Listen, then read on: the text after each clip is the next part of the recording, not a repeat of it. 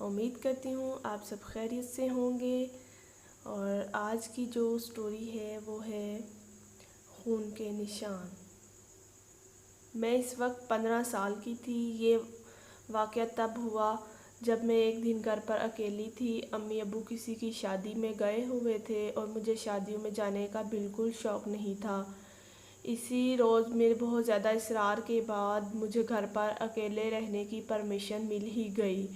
خیر اب سب جا چکے تھے۔ میں صحن میں جھولے پر بیٹھی موبائل استعمال کر رہی تھی کہ اچانک میرے فون میں کچھ ہونے لگا۔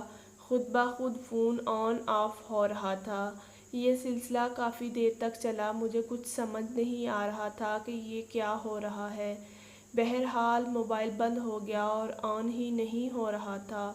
میں نے سمجھا کوئی ٹیکنیکل پرابلم ہو گئی۔ میں نے فون وہیں چھوڑا اور اندر اپنے کمرے میں آ گئی اور کمرے کی لائٹ آن کرنے کے لیے سوئچ بورڈ کی طرف گئی، پر لائٹ آن ہی نہیں ہو رہی تھی، جبکہ باہر ٹی وی چل رہا تھا، پر میں نے تو ٹی وی آن ہی نہیں کی۔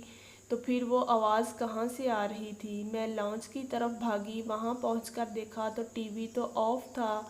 تو پھر وہ آواز کہاں سے آ رہی تھی؟ میں نے ہر طرف دیکھا لیکن مجھے کچھ بھی دکھائی نہ دیا۔ پر پھر مجھے یاد آیا میرا فون، شاید یہ آواز اسی کی ہو۔ میں باہر گئی، دیکھا تو میرا فون وہاں تھا ہی نہیں جہاں چھوڑا تھا۔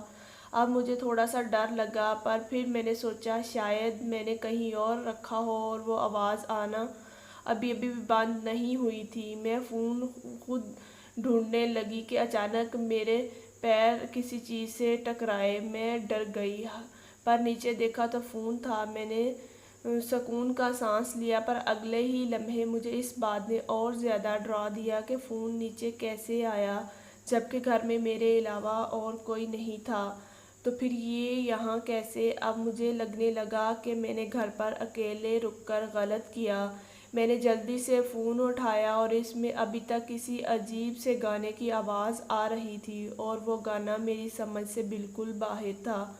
پر میں نے اور زیادہ حیران تب ہوئی جب میں نے دیکھا کہ موبائل تو آف ہے، یہ آواز کیسے؟ میں نے ڈر کے مارے فون دور پھینک دیا اور موبائل کی بیٹری باہر نکل آئی۔ میں خوش ہو گئی کہ اب آواز نہیں آئے گی، پر مجھے بہت شاک لگا کہ ابھی بھی وہ گانا موبائل میں چل رہا۔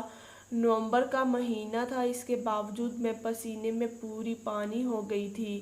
میں بھاگتے واپس اندر آئی تو وہ جو لائٹ آن نہیں ہو رہی تھی وہ آن تھی۔ میں بہت زیادہ ڈری ہوئی تھی اور ساتھ میں حیران بھی کہ یہ میرے ساتھ کیا ہو رہا ہے۔ میں روم میں بند ہو گئی، دروازہ ٹھیک سے لاک کر دیا اور میں ڈری سہمی روم کے کونے میں بیٹھی رو رہی تھی اور امی کو بلا رہی تھی۔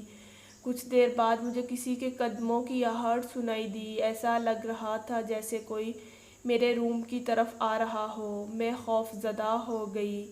میرے آنسو تھے کہ رکنے کا نام ہی نہیں لے رہے تھے۔ میں نے ہمت کی اور وہاں سے اٹھی اور دروازے کی طرف چھوٹے چھوٹے قدم لینے لگی۔ جب دروازے تک پہنچی تو کپکپاتے ہاتھوں سے دروازہ کھولا۔ ادھر ادھر دیکھا، کوئی بھی نہیں تھا، پر جب میری نظریں سامنے گئی تو کسی کے خون سے بنے پیروں کے نشانوں کو زمین پر دیکھ کر میرے منہ سے بے ساختہ چیخیں نکلنے لگیں۔ میرے ماموں جو ہمارے گھر کے ساتھ والے گھر میں رہتے تھے میری چیخیں سن کر آ گئے۔ میں نے جب ان کو دیکھا تو مجھے ایسے محسوس ہوا جیسے کسی نے بت میں روح پھونک دی ہو۔ میں دوڑتی ان کے گلے لگ گئی، ان کو پیروں کے نشان دکھانے چاہے، پر وہاں نہ خون تھا اور نہ ہی نشان۔ اور پھر میں بھاگتی ان کو موبائل کی طرف لے گئی، پر موبائل بھی جھولے پر بالکل ٹھیک پڑا ہوا تھا۔ انہوں نے کہا، اقصیٰ بیٹا وہم ہوگا، بول کر ٹال دیا، پر میں نے کبھی نہیں بھولا اس واقعہ کو۔ وہ سب آج بھی مجھے وہ لمحے سب یاد ہیں تو وہ میری روح تک کانپ جاتی ہے۔ اس دن کے بعد گھر پر میں کبھی اکیلی نہیں رہی۔ پانی بھی پینا ہوتا تو امی ابو کو ساتھ لے جاتی اور آج یہ سب میرا وہم لگتا ہے۔ تو دوستو کیسی لگی میری سٹوری؟ کمنٹ سیکشن میں مجھے ضرور بتائیے گا۔